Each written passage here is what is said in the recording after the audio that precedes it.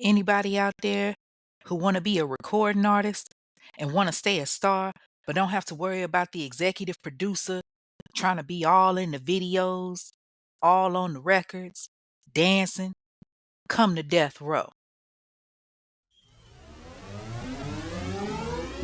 You are now listening to The Infamous Ones, a true crime podcast hosted by Kay on Spotify. A podcast aimed to uncover and share the stories behind heinous and insane acts that have been overlooked or overshadowed by mainstream media, getting justice for the voices that can't speak. What's up, y'all? It's your girl Kay, and I am the host of The Infamous Ones, a true crime podcast. A podcast designed to focus on crimes committed in the Black community that you don't hear about in mainstream media, giving a voice to those victims that have otherwise been silenced. Hello, hello, hello, everybody.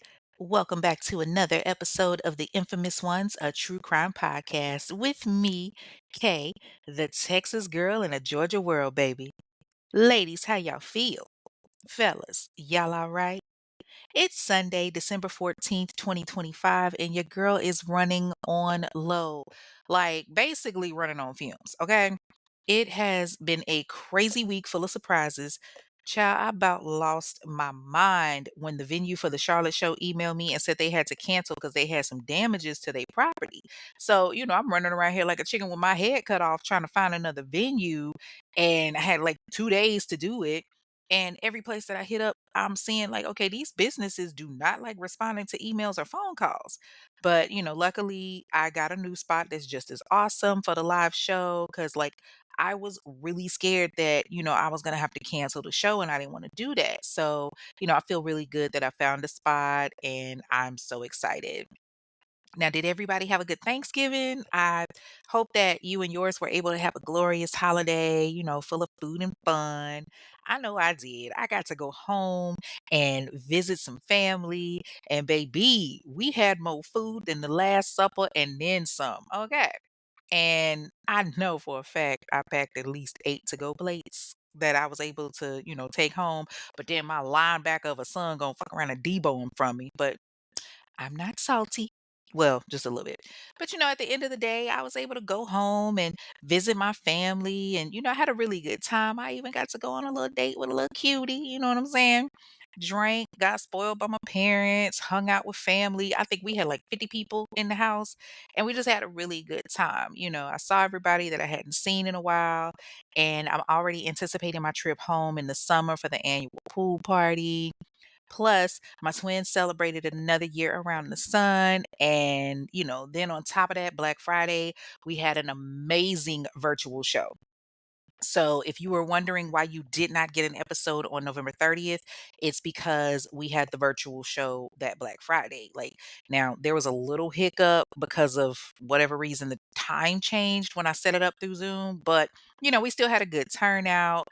What was supposed to be a 2-hour show ended up being like 4 hours. Child, messing with y'all, I was so tired, I slept majority of the next day. Like, but it was so fun and all of that. We had an amazing time, talked about some great cases, and I gave a sneak peek of a really great surprise that I'm going to share with you guys at the end of the show. So make sure to stay tuned for that. And then, of course, we missed the episode last week, but like I said, it was a lot of craziness and everything. So I'm going to address it more later on in the episode. But despite the setbacks, it's been a great few weeks. So let's get on with the get on because y'all not about to be working my nerves saying I took too long to get on this case. Okay. But before I do that, y'all know what I'm going to ask you, right? What you sipping on? Tonight, I am sipping on some double XL wine. It's the mango flavor. It's nice and chilled and it is good. Okay. Plus, I got these candy coated fruits. It's the Miami Vice flavor from Sweet and Sticky. I think I told y'all about her last show. I had ordered some gushers and some candy coated grapes. So if you hear me smacking, that's why. So shout out to Sweet and Sticky. They're a local company. I know she ships the gushers, so check her out on Facebook. The Facebook page is Sweet and Sticky Company, which is Sweet and Sticky CO, and she's located in Warner Robins, Georgia. I'll post her link in the Facebook group later, and all of that so you guys can go check her out. But all right, let's get back to this episode.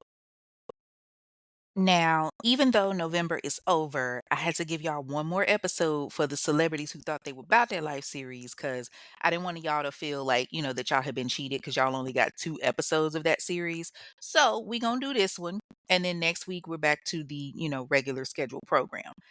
And I figured what better way to close out the celebrities who thought they were about their life than with this case, because there is so much information.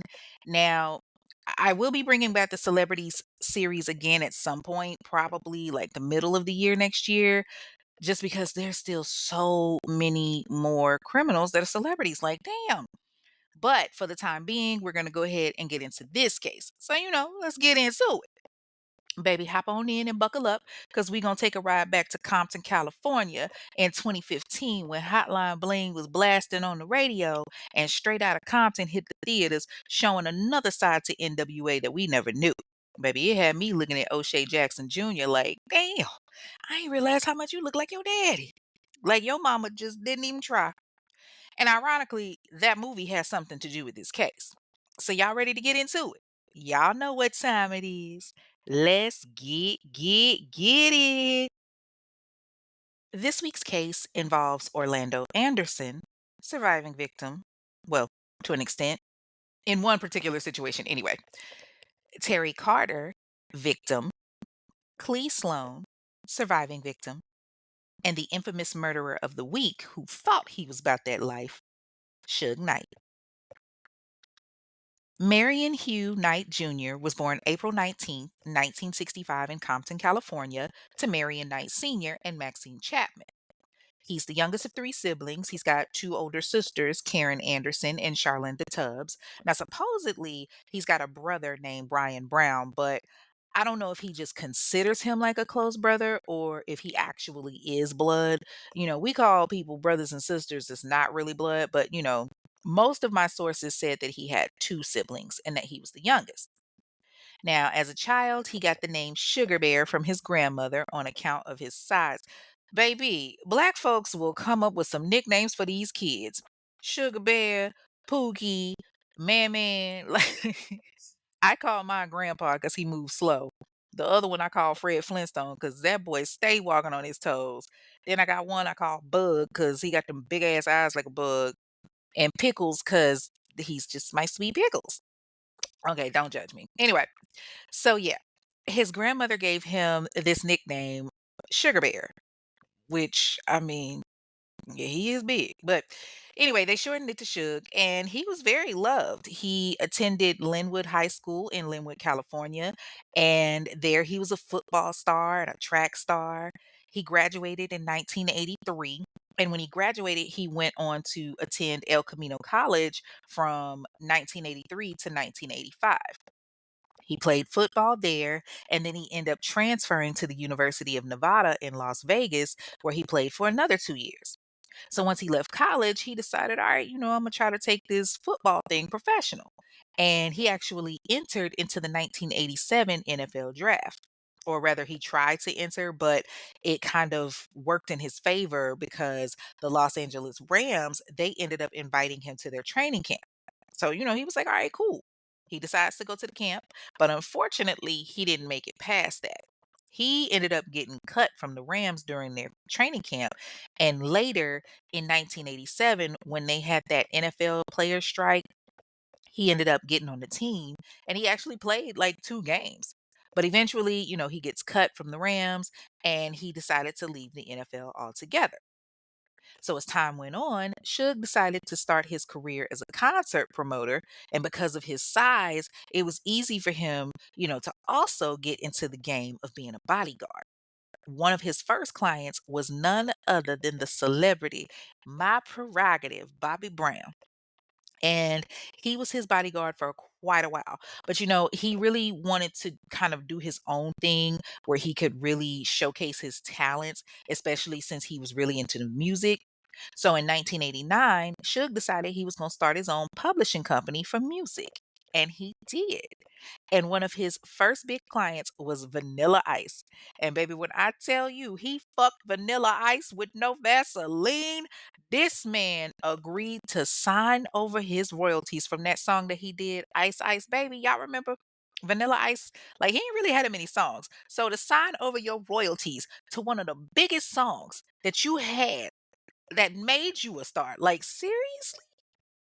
But the reason why he did it is because supposedly Suge was a bully from like jump.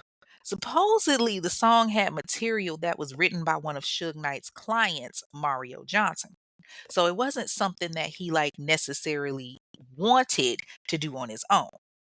Okay, so like the way it's looking, Suge was pretty much, like I said, a bully from jump. He came after Vanilla Ice so many times. And it was rumored that Suge went to his hotel room and dangled him by his ankles off a balcony. Like he was on some 5 heartbeats, big red. My office hours are from 9 to 5. You know what I'm saying? Only this time the office was open and he was trying to get that paperwork. Okay. Maybe he was influenced by Big Red. I don't know. But Ice kind of kept changing his story up as he was telling it. He was like, nah, that never happened. Like, bro was shook. Okay. But be that as it may, they went to court and he definitely signed over the royalties from that song. And that song was a bop too. And so, like, after that, Suge kind of made a name for himself. He formed an artist management company where he ended up signing DJ Quick and the DOC as one of his first artists. And of course, because of that, he met several members from the infamous group Niggas with Attitude, or NWA. Okay, so around the time that he met them, there was a little bit of controversy. See, Dr. Dre and the DOC, they wanted to leave NWA and Ruthless Records because of the drama between Eazy-E and how he was getting all this money and all of that. And Eazy-E and Jerry Heller, who was the group's manager, they were like thick as thieves.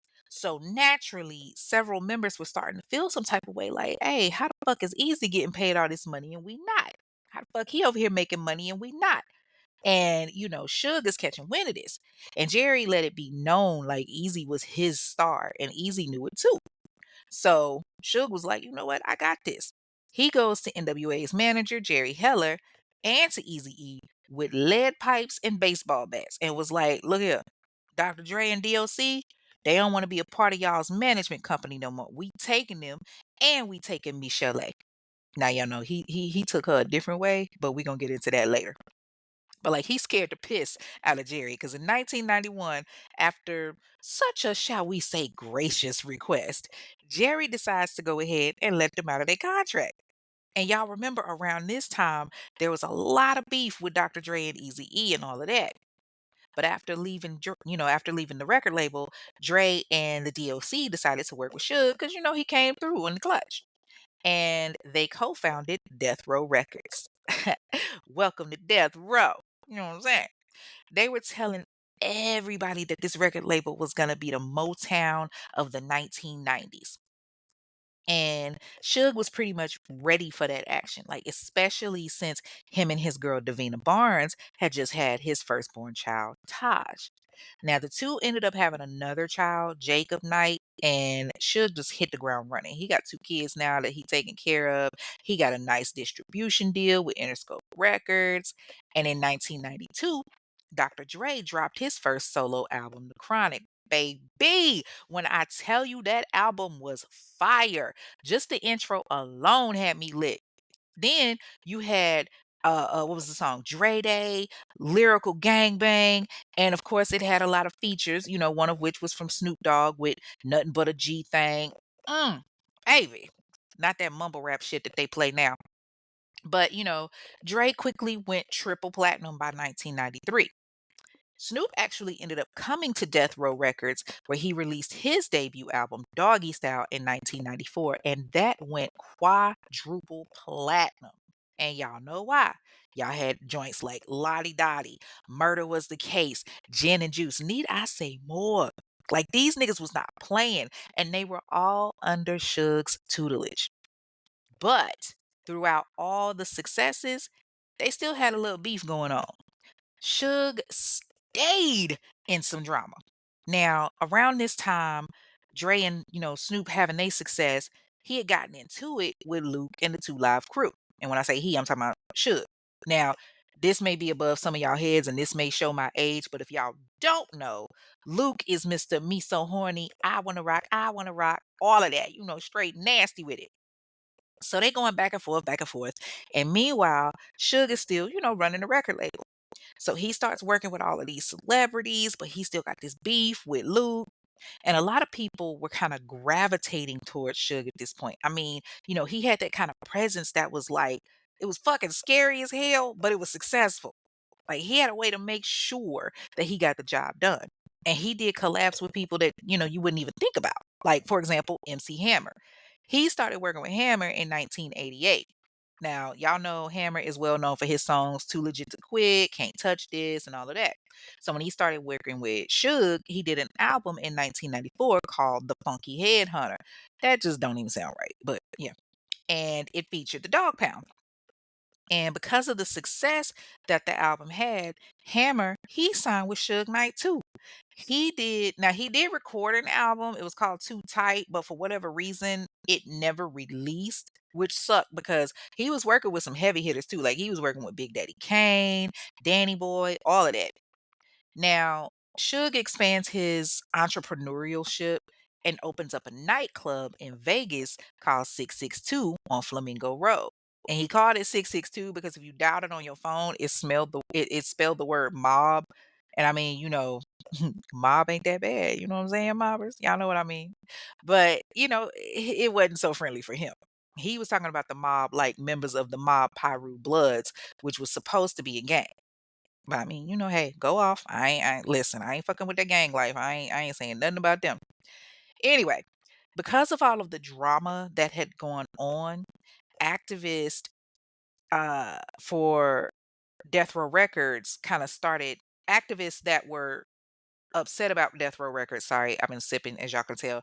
They started kind of, getting upset and it got real political. So there was this one activist by the name of Dolores Tucker, and she was coming for Suge's ass with her campaign. You're poisoning our kids' minds. Y'all glamorize this whole gangster lifestyle, and you make it something that our kids want to do all the time. This is ridiculous. This is stupid. All of that coming for his ass, okay? But Suge, he's trying his hardest to play it cool, but it's Suge, and I'm like, okay, you can only push him but so far before he started banging heads. And so he decides, I'm not gonna put my focus into this. I'm gonna put it somewhere else.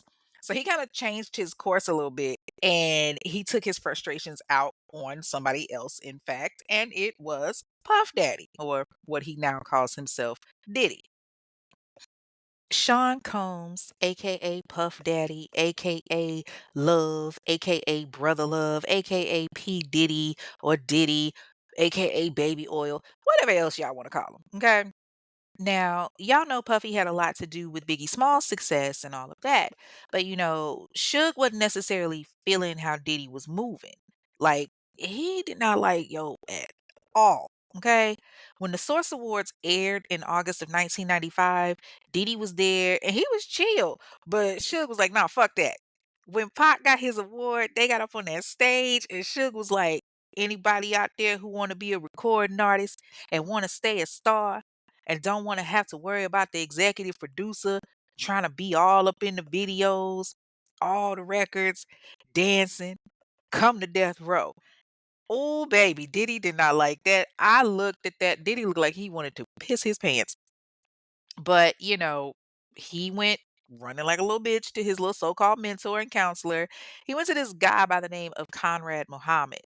And Conrad was like a hip hop minister kind of. And Diddy's complaining and he's whining to him. He's just like, I'm so sick of him coming after me. Wah. So Conrad goes to Suge, some man shit. And he's like, listen, I need you to lay off Diddy a little bit. Pause. Just let the brother be. And I mean, I get it, he tried, but do y'all really think Suge listened? Like, hell no, he dug into Diddy's ass even more. Wait, pause. Okay. So it gets to the point that Diddy had to have extra security with him and all of that anytime he would go anywhere because he's getting death threats at this point. Now, around this time, Pac had been in jail for the sexual abuse charges, and Suge kind of saw this as an opportunity. So he goes to Pac and he tells them, he tells him, I'm gonna go ahead and bail you out, but just get ready to get back in that booth and pump out another album. And Pac, he's like, all right, cool. He's telling him, I don't mind helping you out, but you got to sign with Death Row. So Pac agrees. All right, bet.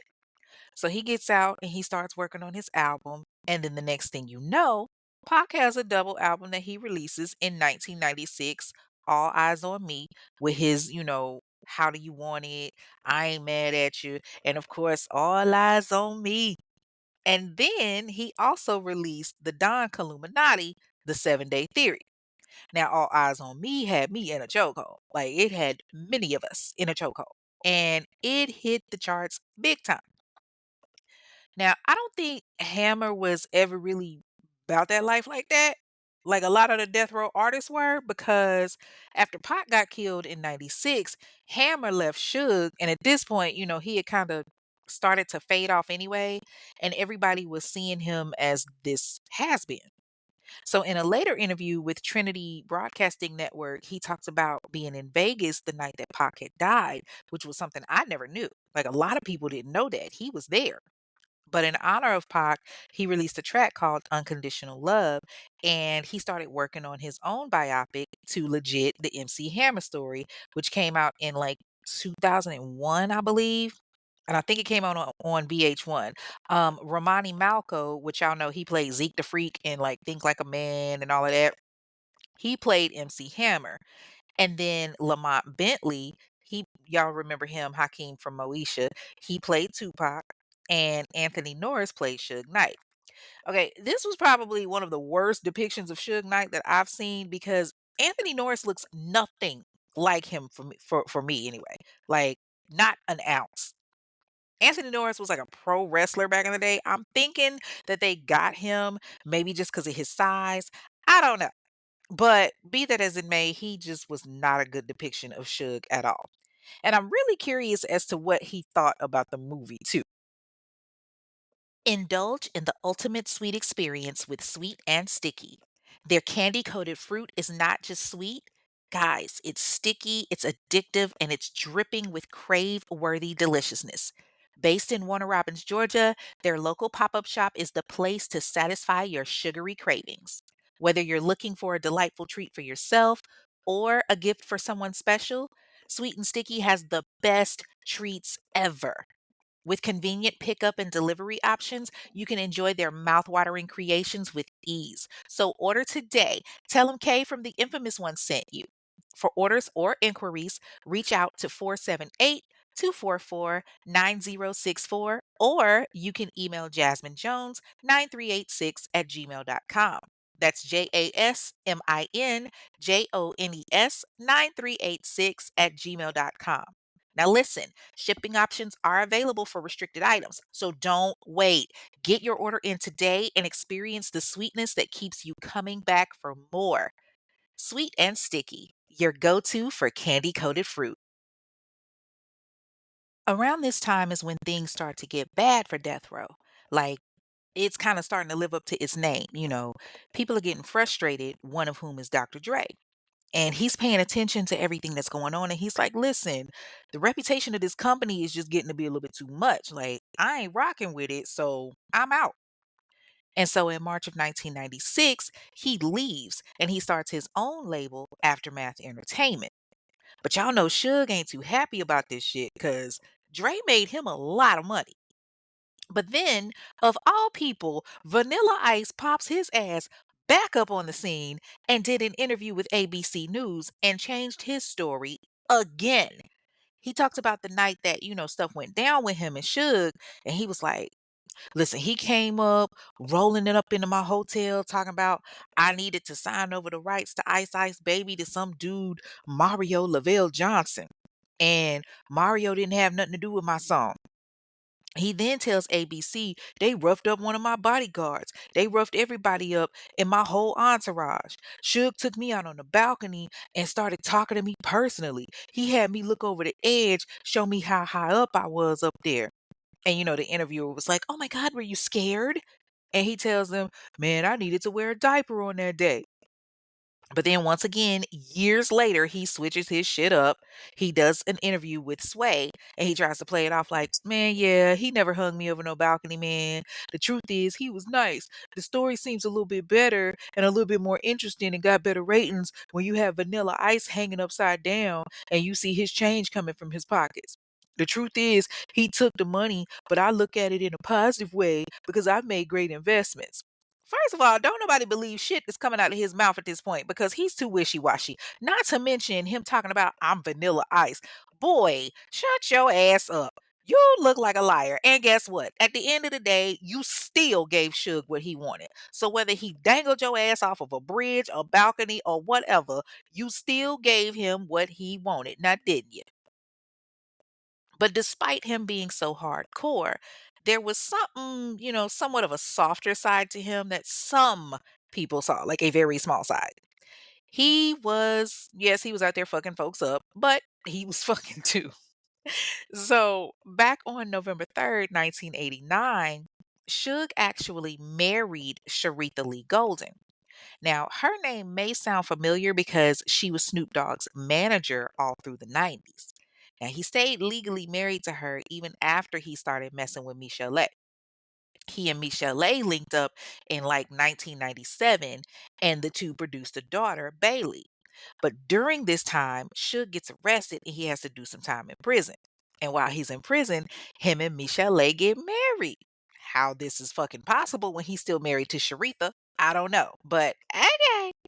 I mean, it's just disrespectful as fuck to Sharitha. But, he and Michelle, they rocking with each other for about 6 years until 2005 when they finally parted ways. And Michelle, she really talks about how good, Suge was to her. I mean, we all saw, part of it play out in her movie, Surviving Compton.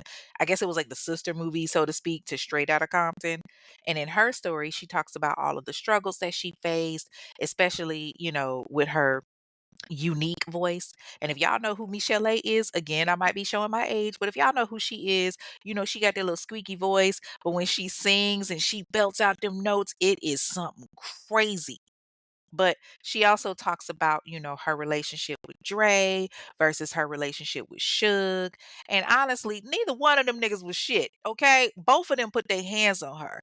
But I was really shocked at that whole Dr. Dre thing. Like, and Straight Outta Compton, he was so focused and so driven and, all of that. But then when I saw Surviving Compton, I'm like, this is a real asshole. And at first I was kind of skeptical, but then when I saw how shit went down with Dre and his ex-wife, oh, it gave a whole new definition to Beats by Dre. Sorry. Okay. So like I said, you know, Suge started kicking it with Michelle and kind of helped her out because she was still with Dre at the time, and Dre was out there just wilding. He out there fucking around on her with other bitches, and she's heartbroken. And so Suge came along and was on some, yeah, girl, let me help you get over that heartbreak. Let me show you what a real man is. And she talked about how great Suge was and how he worked on her and how he was a confidant. And then that confidant turned into an abuser too because she had to deal with abuse from him. And you know what they say that we as women, we kind of attract a certain type. We can say that we don't want something in a man, and that's the very thing that we attract, which is why I always tell women when somebody asks you, what is it that you're looking for in a man, or what is it that you're looking for in a relationship, never start the sentence with, I don't want this, or in my last relationship, I had this. Because that's what you attract. You're putting that negativity out there. So instead, say exactly what it is that you want. But it gets a little messy because around the time that Michelle is pregnant with their daughter Bailey, Suge is messing with Eve. Yes, Miss Paw Prints on the chest, EVE. Who's that girl, Eve? See, Eve was signed to Dr. Dre's label Aftermath. She got signed right after Eminem did. And we know Eminem was one of Dre's biggest success stories. But he ended up dropping her from his label, so she started fucking with Suge to get revenge. Like, I mean, damn, I could not see Eve fucking with somebody like Suge. Like when she was talking with Stevie J, that was one thing. And I really hate that she went there, but that relationship was short-lived anyway because he met Toyland Kelly, who everyone knows is Tony, and the two of them got married and had their daughter Posh. But we'll get into, more of that in a little bit. Just trying to stay in order, folks. Okay. Now, I could not do this episode without talking about the rumors about Pac and Biggie. So for years, Suge had been, the subject of all of these different theories about these two artists and how they were killed. Okay, so remember before he actually died, Pac had been shot back in 1994 and he was in the hospital for a good minute. Suge started putting that bug in his ear like, yo, them bad boy niggas is behind this. Literally 2 years later, on September 7th, 1996, Pac was shot 4 times in a drive-by shooting in Las Vegas, Nevada. And on September 13th, he passed away. And then, less than a year later, Biggie gets shot and killed in Los Angeles, March 9th, 1997. Of course, a lot of people think that Biggie was killed as a revenge from Pac's murder and that Suge sent his goons to do his work, which, it makes sense because it definitely wasn't a secret that they didn't like him. Like, if you watch both Notorious and All Eyes on Me, you would see that they started off cool and then it just kind of, took a turn because Suge started putting that bug in Pac's ear like, yo, them bad boy niggas is the one that had you set up. The bad boy niggas is the one that you got to watch. But both of them were fucking phenomenal artists. Now, because of all of this going on, Suge started getting some side eyes on Pac's murder. And the rumors get so crazy that it gets to the point that the cops start looking at it. Detective Russell Poole is one of the officers that's, kind of on that page of thinking that Suge had Pac killed. Why? Well, as it turns out, Pac was a little tired of Death Row Records. He was trying to dip, and Suge didn't want to let go of his golden goose. Like, there was a whole conspiracy on this shit. And I know you're like, okay, Kate, what conspiracy theory are you talking about? Why was Pac trying to lead the label? Baby, Pac ended up getting bigger than the label. That's why. There was nothing that that man could not do. He wasn't listening to Suge. It was more like Pac records up in there, okay? Fuck a death row. It was Pac. And so around the time that Biggie was killed, naturally detectives are starting to look and they're trying to figure out who was responsible. And Detective Poole starts thinking, you know what? I think this man conspired to kill Biggie so that he can divert the attention from him killing Pac. So the detective starts doing some digging and he starts seeing that not only is Suge involved, but there's this cop that Suge is cool with, as well as this mortgage broker by the name of Amir Muhammad. But oddly enough, Amir was never a police suspect. So all of this gets back to Biggie's family, and they decide to sue the city of Los Angeles for like $500 million. Good God. Now, Kevin Hack was in their ear heavy, telling them about how Suge and a man named David Mack were all up in it. See, Kevin had firsthand knowledge because Kevin used to be a part of Death Row Records before he started snitching like Takashi 69. He was like, listen, I got firsthand knowledge that Suge was involved. And so when Biggie's family heard that, they like, yeah, let's lock this dude up. But then Kevin decides to flip the script. All of a sudden, he's like, well, what I told him was kind of stretched. In other words, Suge got to his ass. So ultimately, in 2010, they ended up dropping the lawsuit. Okay, so later on, there was this two-part series that was written by Chuck Phillips, who was a reporter for the LA Titans. The series was called Who Killed Tupac Shakur?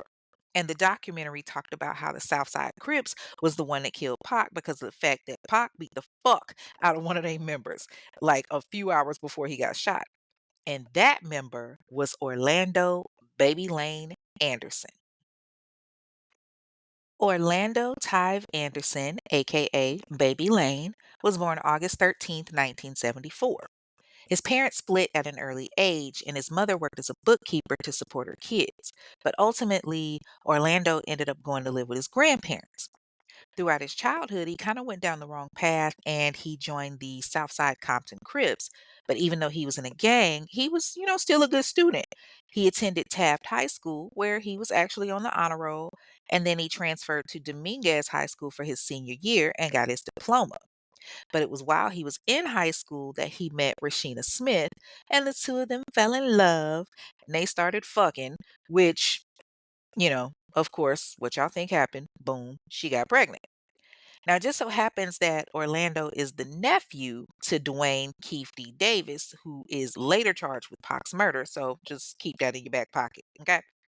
So while he was out there making babies and banging in July of 1996, Orlando is at the Lakewood Mall with some of his people, and they see Trevon Lane, who was an employee of Death Row. So they started going back and forth, and Baby Lane knew that there was a bounty for the medallion that Trevon wore, so he and his boys snatched it and they dipped. And when Trevon got back to Death Row, Suge, Pac, all of them were pissed off. They wanted blood. So on September 7th, 1996, the night of the Tyson versus Selden fight, Trevon is with Death Row and his people, and he sees Baby Lane. And he's like, "Hey, that's them fools over there. That's that fool that snatched my chain." Oh, that was all Pac needed to hear. He went straight at Baby Lane and beat the fuck out of him. Then five more guys jumped him. Like, he got all kinds of fucked up, y'all. And so, Suge gets arrested and he gets thrown in jail because he violated his parole by fucking old boy up too, because he jumped in on it. So when Pac gets killed, Baby Lane is the cop's number one suspect because literally he gets beat up and then hours later Pac gets shot. So he gets arrested and held, but nothing comes of it and they have to let him go. But his bad luck still followed because a while later in a gang war, he gets shot in the legs and was confined to a wheelchair. So he decides to file a lawsuit against Death Row Records. Sir, you were the one that stole Trevon's medallion in the first place. You kicked all this off. But his ways caught up to him because on May 29th, 1998, Baby Lane is out with his boys. And one of them, Michael DeRoe, sees some members from the Corner Pocket Crips at this car wash. So they all start arguing, and the arguing leads to shooting, and Baby Lane gets hit. All of them get hit actually, but Baby Lane got shot and died. But his good old uncle, he gets roped into some shit, years later on, as we all know, with the whole Pac murder. So at this point, there's a lot of back and forth between Suge and several industry people, one of whom was Snoop. Snoop was on his ass. Pause. He was constantly telling people that he blamed Suge for the murder of Pac. Then he left Death Row and signed with Master P's label, No Limit Records. And from there, he ended up creating his own record label, Doggy Style. And in 2002, he did some diabolical shit. He released this song called Pimp Slap, in which he talked about Suge and the whole Death Row label. And I mean, he kept coming for his ass. Again, pause. Suge, of course, he telling everybody that Snoop is an industry snitch and, not to fuck with him because he couldn't be trusted and all of that. But I mean, really, can you blame him? Like, bruh, you are a known member of the Bloods. Like, you had gangs working for Death Row. Like, nigga, it's called Death Row. Like, the fuck? So it got to the point that Death Row didn't have any more employees. Like, they killed each other off and it just plummeted from there. On April 4th, 2006, Suge files bankruptcy due to civil litigation against him. He had this chick by the name of Lydia Harris suing him, saying that she was cheated out of a 50% stake in Death Row Records. And so, creditors are coming after him, and he's like, "Listen, I ain't got no money tucked away in no foreign countries. I ain't got no Swiss bank accounts, nothing like that. I ain't that kind of nigga."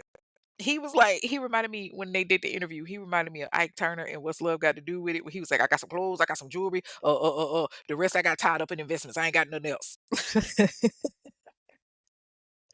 So instead of paying this lady, what he did was he filed bankruptcy. And the bankruptcy documents showed that he had no income whatsoever from the record label or from its operations. Like, dude had documents that said his bank account only had $11 in it. He only owned about $1,000 worth of clothes, and his furniture and appliances was valued at like $2,000. but his jewelry was valued at 25,000. Nigga, if that ain't a lie, if I have ever heard one, how the fuck do you only own $1,000 worth of clothing? Like, come on. If I look at my closet, like, listen, I'm not, no designer chick to that extent, but I bet you I got over $1,000 worth of clothes in there. Hell, and shoes by themselves. Okay. If you got $1,000 worth of clothes, that means you got like 4 outfits in your closet. Like, come on, be for real, man. This man really put it on thick. Y'all, he testified that the last time he checked the financial records for the record company was like 10 years prior. He had put stuff in Michelle's name and she knew nothing about it. And his attorney is just like, listen, he's just at the helm of Death Row. And, he's been working on securing distribution deals for the label's catalog. And Lydia wasted no time in telling the reporters what was really going on and how she got screwed. So she's telling the reporters that, she received a $1 million payment, but she never agreed to settle. That's the thing. That's what Suge decided to pay her. And so on July 7th, 2006, Judge Ellen Carroll decided, all right, you know what? This is what we're going to do. We're going to have a bankruptcy trustee take over the label because it looks like the label has, some gross amount of mismanagement. And so from there, Suge ended up filing another bankruptcy. This time it was Chapter 11 to basically allow him to continue business while he's being restricted, so to speak, which was bizarre to me, but go off. So the following year, in June of 2007, Suge put his 7 bedroom, 9.5 bathroom house in Malibu, California on the market for $6.2 million as part of his whole financial makeover. And it took about a year, but the mansion sold in December of 2008 in bankruptcy court for like 4.5 million. And then the courts got his ass. They took Death Row Record itself in June of '08. Initially, the winning bid went to New York-based company Global Music Group, but they fucked up and didn't get the funds to cover the purchase. So the entire Death Row catalog went to Wide Awake Entertainment. But Suge wasn't gonna let that stop him. So in 2008, he formed a new record company called Black Records, along with Nino Cappuccino, Young Life, and the A&R executive Sam Casino. And they did this reality show called Unfinished Business, which was based on Suge and all the rumors that had been floating about, about him and his days with Death Row, the artists that he worked with, and how he found talent for the new label. And I'm like, I find this bias as hell because do you really think a show about him and the shit that he's been doing is going to be truthful when he is in the show? Like, come on. So after all of that, January 25th, 2009, an auction is held for everything that was left in Death Row Records' actual office after the company went, and filed for bankruptcy. Surprisingly, there were a lot of personal items in there, one of which was a Death Row Records electric chair. What? Why the fuck he had an electric chair in there? I don't know, but it sold for like $2,500. And they took some of his personal stuff and sold it, and you could actually see it on the A&E show Storage Wars. Baby, when I tell you Suge had a long-standing history with the law, and I'm talking about all the way back to 1995, he pleaded no contest and was sentenced to 5 years of probation for assaulting 2 rappers from the summer of '92 at a Hollywood recording studio. No surprise there, because I mean, he a big motherfucker. He always putting his hands on somebody or getting one of his goons to put their hands on somebody. And so he gets sentenced to 9 years in prison on February 28th, 1997, since he, violated his probation. And he was sent to FCI Sheridan, but he ended up getting an early release and got let out August 2001. But it didn't take long for him to, get in trouble again because in 2003, he gets sentenced to prison for 10 months for violating his parole when he hit a parking lot attendant, and then he got caught with gang affiliation in 2002. So naturally, during this time, the funding for Death Row Records just, is depleting because they got to keep helping him with his legal fund. Then, May 10th, 2008, Suge and some of his crew from the mob Paru, they outside of Club Shack. And he gets into it with this other guy, and this guy knocked Suge on his ass completely unconscious, and he was out for like 3 minutes. So they take Suge to the hospital, but he ain't trying to talk to the cops. When they bring in the LAPD, he was like, "Nah." Okay, so here's a plot twist. When he filed that bankruptcy back on October 30th of 2008, he also decided that he was going to sue Kanye West and Kanye West associates. Apparently, back in August of '05, they were shooting Kanye West's music video and Suge got shot in the upper leg, but he never reported it. So everybody's like, how you sue him for something that you never reported? And I'm sorry, but for somebody to be so big, it seemed like he kept getting his ass whooped because in February of '09, he has to go to the hospital again. He gets taken to Scottsdale Healthcare Osborne because he got facial injuries this time. He got into a fight at this private party at Scottsdale Hotel and he got punched. And they had to take him to the hospital. And I'm like, bruh, you literally are like the beige green mile. What the fuck are you doing? Can you not fight? Throw hands, something. But it seemed like the only people that he was fighting successfully were females. Mm. Message. Anywho, so February 8th, 2012, Suge gets arrested in Vegas after police pull him over and they find weed in his car and they find out that he's got all these warrants for, prior traffic violations. So that wasn't really too big of a thing, but August 24th, 2014, he's at another VMA party. This time it's one that's hosted by Chris Brown off of West Hollywood Sunset Strip at a nightclub called 10AK. Okay, now, mobbers, here's where I'm disturbed. Like, my gas tank is flabbered just a little bit. How the hell did Suge get shot 6 times? Not one, not two, not three, but six. He gets shot 6 times, and he's still able to walk his ass to an ambulance. Not crawl, not cry, walked to the ambulance. What in the entire fuck? Now, he did have to have surgery, but whoever shot him sucked because this big Jolly Green giant ass nigga did not go down. But he has his surgery and he gets released from the hospital on August 27th. And once again, law enforcement was like, hey, you want to tell us what's going on? But he was like, nah, I'm cool. But it didn't stop there, people. Oh no. On October 29th, 2014, him and Cat Williams is out and they get arrested and they get charged with second-degree robbery in connection with an alleged theft of a camera from this paparazzi up in Beverly Hills. And while he's doing his time in jail, he goes to the doctor and the doctor finds a blood clot in his lungs. Now, of course, him and Cat plead not guilty and ultimately they were supposed to go on trial, but it never happened. So I guess they like dropped the charges there. And then January 29th, 2015, this is where shit gets real. He becomes a father yet again to his last child, Legend, that he has with his wife, Toy Kelly. And around this time, this is where he starts thinking that he's about that life. Okay. Honestly, this nigga has always thought he was about that life, though. But January 29th, 2015, he's leaving the set of Straight Out of Compton. They were filming, and he had gotten into it with his homie, Terry Carter. Terry Carter was born February 18th, 1959 in California. He was married to his wife Lillian, and together they had two daughters, Meredith and Crystal. He also had a son, Terry Carter II, but sadly he passed away in 1992 from cancer at the age of 9. So just a little background on him. I don't know too much.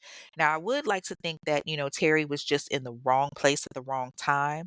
So January 29th, 2015, like I said, everyone's on the set for Straight Out of Compton. And Terry is there because he's the co-founder of Heavyweight Records. Terry was described by friends as a father figure in South Los Angeles. He helped, young men escape gang life. Now, he happens to be there with another gentleman by the name of Clee Sloan. Now, Clee, some of you may know him as Bone. He was in Training Day with Denzel Washington, and he's also a filmmaker and an activist against, gang violence. And for whatever reason, Suge and Clee start arguing. So Clee is like, man, fuck all that. Get this nigga off my set. So security is called to escort Suge off the property. So the sheriffs get him off the property, and Suge gets in his truck and he leaves. Then Terry and Clee decide we've had enough work for the day.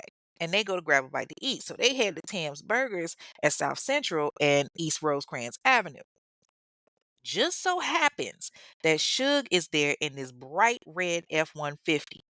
So he sees Clee and they get to arguing again.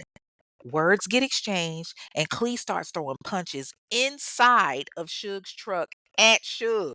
Suge puts his truck in reverse and knocks Clee off of him. Naturally, he hits the ground. But then Suge puts the car in drive and goes right for Khalid and Terry. And this is where I start to think, No, you done fucked up, right? No, no, no, no, no, no, no, no, no, no. You know you done fucked up, right? because, sir, you are big enough to handle this man by yourself. You claiming to be such this heavy hitter, but you use your truck as a weapon? And what's worse, you hit your homeboy. Like, come on. Now, by the grace of God, Clee is okay. And, with healing and him being in the hospital, he gets better. But Terry, who wasn't even involved in the drama and was trying to break y'all two up and was just standing there, he dies instantly. And what does Suge do? He leaves.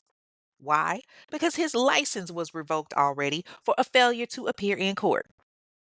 The next day, Suge turns himself into the police and he's just so devastated when he learns that Terry has died. But according to him, Clee and like three other dudes jumped him, which was the only reason he ran them over because he had to protect himself. Get the fuck out of here. And a lot of people were like, well, I don't know about y'all, but that shit looked intentional. But still, Suge is arguing, oh, it's self defense. I don't know how it can be self-defense when you're backing over someone, but you could have drove off. You could have drove away, but you backed up, which means that's not self-defense. So a few months later, while he's awaiting trial for the murder, he ends up going to the hospital because all of a sudden he's suffering from blindness and all of these weird complications. And he also ended up firing his attorneys that were handling his murder case. And he's complaining about how, he's receiving inadequate medical care while he's in jail. So he's begging to go home and all of that. And the judge is like, well, if you're serious, Mr. Knight, I'll compromise. I'll let you go home if you pay a bail of $25 million. That fool collapsed. He heard $25 million and he hit the floor. But, by April 16th, 2015, the judge ended up dropping it from 25 million to 10 million. And this is when his attorney starts to, really try to get him released and everything, trying to get sympathy for him. His attorney suggested that he might have a brain tumor to try to get the bail lowered even more. But the judge was like, yeah, nah, I ain't trying to hear all that. So when that didn't work, Suge changed his attorneys once again. And he changed them quite a few times until he finally gets his bail decreased. And then in July of 2016, he files a motion to reveal the identities of the witness. But the judge was like, do I look stupid to you? Do you really think I'm gonna let you know who's testifying against you? And it's you with your reputation? You got to be crazy. And so after that, Suge just becomes all emotional all of a sudden. Your Honor, I've got all these health problems. My life is over. I'm gonna die in jail. That's the point. And he spoke it into existence because March 2017, he gets put into the hospital. All of these blood clots, and apparently, he had suffered from a condition for like 2.5 years, but he's still very much taking that ass to trial. Okay, they gonna get him. They just delayed it until September of 2018. And so he's got to figure out something. He needs money. So he decides to sue Dr. Dre, of all people, for like $300 million, saying that Dre had tried to have him killed over him owing money. I really feel like it was the other way around, but yeah, okay. So really, he did it because it was kind of a reaction to Terry's wife, Lillian, filing a lawsuit because she was trying to get everything out of Suge. Oh yeah, honey. Lillian Carter, she filed a suit against Suge Knight, Dr. Dre, Ice Cube, and Universal Music because it happened while they were filming Straight Outta Compton. So Dre told Suge, all right, this is what I'm gonna do. You gonna get a lifetime management agreement, which gives you 30% of my earnings for the rest of my career. I'm sorry, say what? Huh? Now what now? Oh, I ain't giving you shit but my ass. Okay? You can kiss my ass.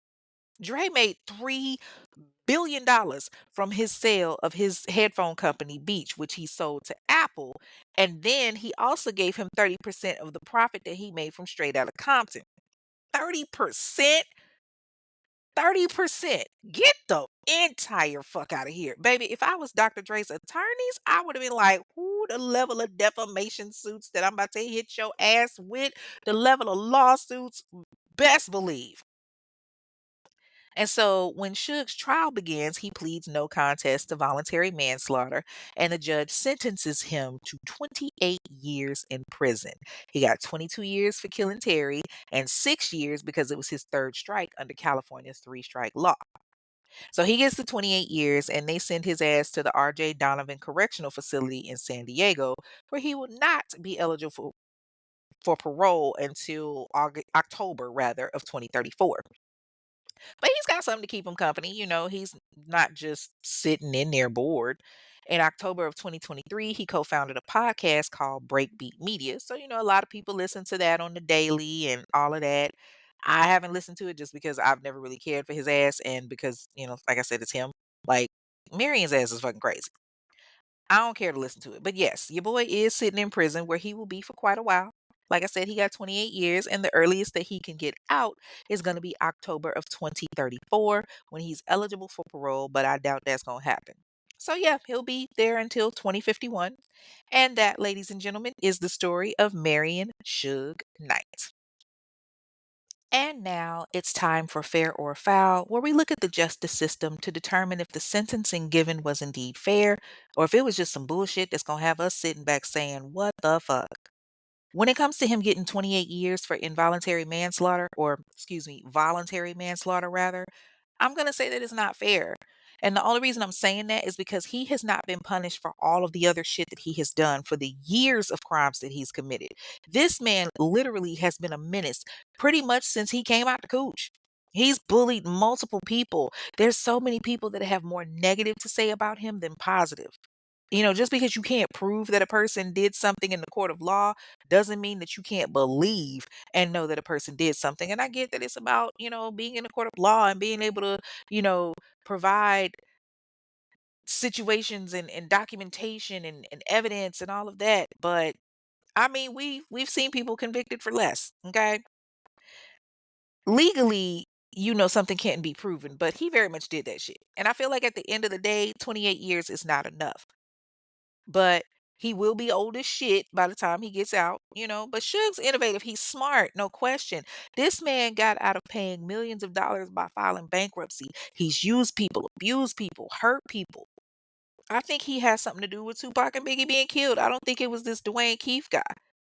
Like, I strongly feel like it was Suge, but unfortunately, it can't be proven. I feel like honestly, he's no better than Diddy. It's funny that, for talking all this shit about Diddy and trying to get everybody on death row to hate him so much, you got Bloods working at your company killing not only other people but each other. I've never heard of no shit like that before in my life. Like, you really think somebody's gonna say, "Oh, he's better than Diddy"? No. Diddy was just dumb enough to do some other shit. And the same way that people snitched on Diddy, the same way people snitching on you. Like, you crazy. You may think that you bigger than Diddy, but at the end of the day, both of y'all is behind bars right now. So how do you feel about you, simple motherfucker? Terry lost his life, and God knows how many others lost their life because of something that you did. You was beefing with a dude who faded your ass out, and you got embarrassed, so you decided that you was gonna run him over with your car and then claim self-defense. And my thing is, you got into it with somebody that was known for stopping violence. Like, what the fuck could you have possibly said to push him to the point that he wanted to be violent with you? A man that was known for doing good in the community. But because he faded your ass out and gave you more fades than a barbershop, now all of a sudden you got a problem. Now all of a sudden it's, oh, I'm gonna claim self-defense and back over and run him over. But witnesses saw you kill your boy in cold blood. So like, what was the point of it? What was the reason for it? What was the reason?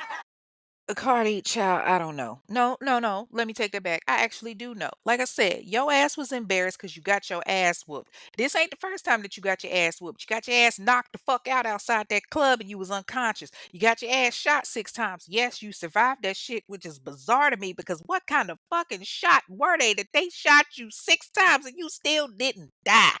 But be that as it may, you got, You got upset. You got embarrassed. You were embarrassed because your big ass got handed by somebody else.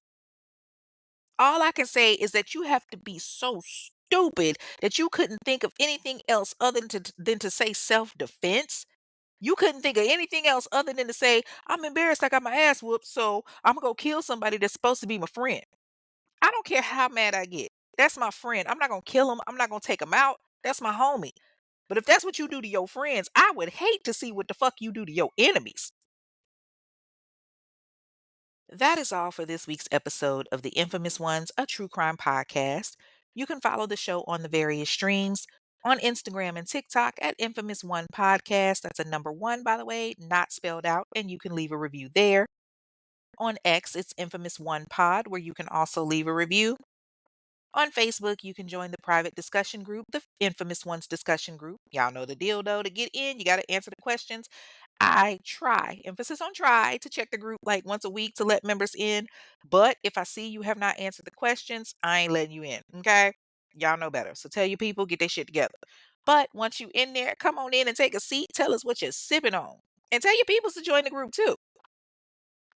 The show streams on multiple streaming services like Odyssey, Apple Podcasts, iHeartRadio, and so on. So leave a review. It only takes a few seconds. The reviews matter. And I'm about to read a few. The first review comes from Apple Podcasts from Ardent Armadillo. Okay. It's 5 stars and it says, "Love this podcast. All right, this is my first episode that I listened to. It was a tough case, but it was delivered in a way that made me feel more comfortable. That jail sentences weren't long enough." I'm not sure what episode you're talking about, but thank you, boo. I really appreciate it. Keep listening. The next review comes from Spotify from Iris Flower 1976, and it's on the Frenemies episode. It was the one about Dana Gibson and Tanea Lewis, the friend that was stabbed and killed by her friend in class because she told the ex about her cheating on him. And the review says, "You came across my For You page on TikTok for the first time a couple of days ago. OMG, just what I've been looking for. I loved everything about the episode. Definitely will be binging until I'm caught up. Thanks for the follow on TikTok." Aw, thank you, Sugar. You're definitely welcome. I love to follow everybody that follows me. I appreciate that. Hopefully you still rocking with your girl despite, recent events. And with that being said, I want to address something really quick. I posted this in the Facebook group, but for those that may not be in the group, I want to share it with you all in case you didn't get to read it. It's an open letter to my mobbers. It says, "Ladies, how y'all feel? Fellas, y'all all right? I held off on releasing the episode last week because I had to have a coming to Jesus meeting with myself and reflect. I want to take the time out to thank you all for rocking with me the way that you have. Don't jump to conclusions. This isn't a goodbye letter. There have been ups and downs with more downs than ups lately, and you all have really made me smile with your kind words, reviews, and messages.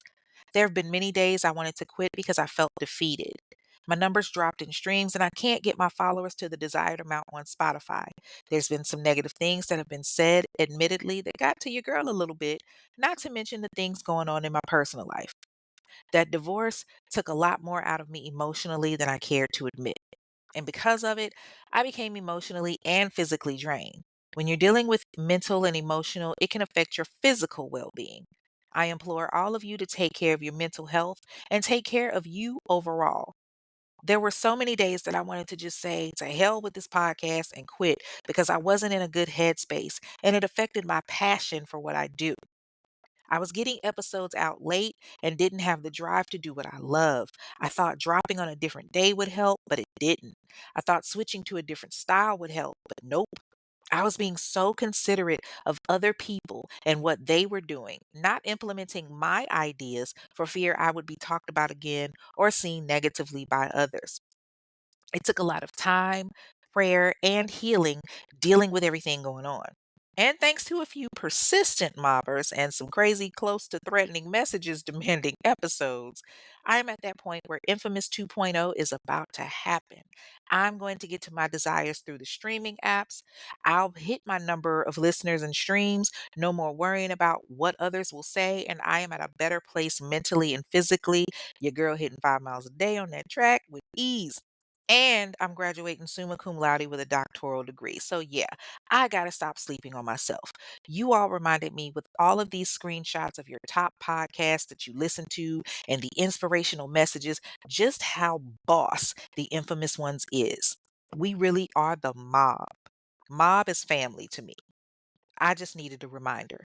So, thank you all because without you all, the infamous ones is non existent. So get ready for a dope ass event, a dope ass night, bonus content dropping, and more greatness coming forward. Stay mobbing, y'all.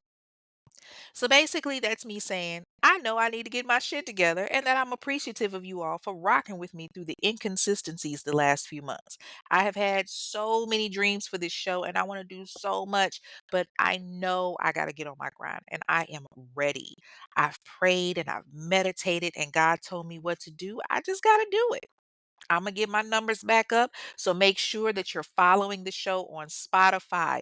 You're streaming through Spotify. Share the show through Spotify. Let's make this show in the top three, y'all. I ain't gonna say number one, although that's the ultimate goal, but let's get it up there in the top three so that by this time next year, when we're looking back and saying, okay, let's look at the overall year, I can say the infamous ones did that. My mobbers was there for me. They came through.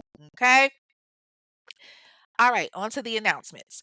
Next month, January 17th, 2026, will be the live show at Mint Hill Event Studio in Charlotte, North Carolina. I know a ton of you have registered already. Yes, it is a free event. Tickets are free, but you have to register in order to attend. You cannot just show up the day of. I've posted the link through Eventbrite where you can go in and register. So if you have not done so already and you plan to attend the free show, please do so. That link will be up until December 31st. It's also going to be available on all streaming apps in the Facebook group. So if you have not registered after December 31st, I can't help you, boo. Also, there are tickets for alcohol that can be purchased at $20 per person, and it gets you four drinks. We're going to have a bartender on deck from Tipsy Sips. There's going to be a featured drink, the Murderous Mimosa. So make sure that you get your package. Originally, it was supposed to be $20 at the door, $20 in advance and $25 at the door. The new venue, remember I told y'all I had to find a new venue because of some BS. So the new venue does not allow alcohol to be sold the day of. So you have to, have to purchase your alcohol package in advance. So for all of you that have the tickets already and that have registered, I'm going to hit you up with your emails and say, hey, if you're interested in purchasing the alcohol package, you have until January 16th, 2026 to purchase it. The registration must be done by December 31st to attend the show, but you'll have until January 16th to pay the $20 fee for your four drinks, and you'll get, of course, one of the featured drinks, which will be the Murderous Mimosa. Okay. We're going to have a great time. I promise you. The Infamous Ones is now accepting sponsorships. The sponsorships for the show start at $50 and up. If interested in sponsorship, please send an email to infamous1pod@gmail.com and I'll send you the information. If you would like to promote your business, there's a special for promotion that's $30 that you can promote your business throughout the show. The show has about 2 to 4,000 streams per episode. So that's 2 to 4,000 people that'll hear about your business. So make sure you email for information. And your girl is getting her doctoral degree, y'all. That's right. This December 17th, I will officially have doctor in my title. I am so excited. The journey is over. I will be accepting gifts and everything. Y'all know y'all can cash app your girl at $infamous1pod. You can post in the group or whatever. This has been a long journey, but in the words of Celie from The Color Purple, dear God, I'm here. Okay, I will be graduating summa cum laude with that good old doctorate degree. It's been such a hard journey, but I am so proud of myself more than anything. So, thank you all for the well wishes. If you want to support the show, or if you're feeling the spirit, meaning that liquor that we've been sipping on, go ahead and click the link at the bottom of the screen from whatever app you're listening to this episode on and hit listener support to subscribe. Subscriptions start at 99 cents, or You can donate via the Cash App to $Infamous1Pod. That's $INFAMOUSONEPOD. Donations go toward court documentations, phone calls, JPay, congratulations towards my doctoral degree, all of that. All right, you guys, if you have a case that you want to hear more on that you feel has been ignored in the Black community, if you want to inquire on ad space, sponsorship, or if you want to leave a review, send an email to infamousonepod@gmail.com. That's INFAMOUSONEPOD@gmail.com. Once again, people, please share, share, share. This podcast is growing by the day and it means the world, so please keep sharing. Until then, y'all know what it is. I'm your girl Kay. Thank you for tuning in, and I will see y'all next week with a new episode. Stay mama, y'all. Peace. Thank you for listening to this episode of The Infamous Ones, a true crime podcast hosted by Kay. Be sure to like and comment on your favorite podcast platform and subscribe so that you never miss an episode.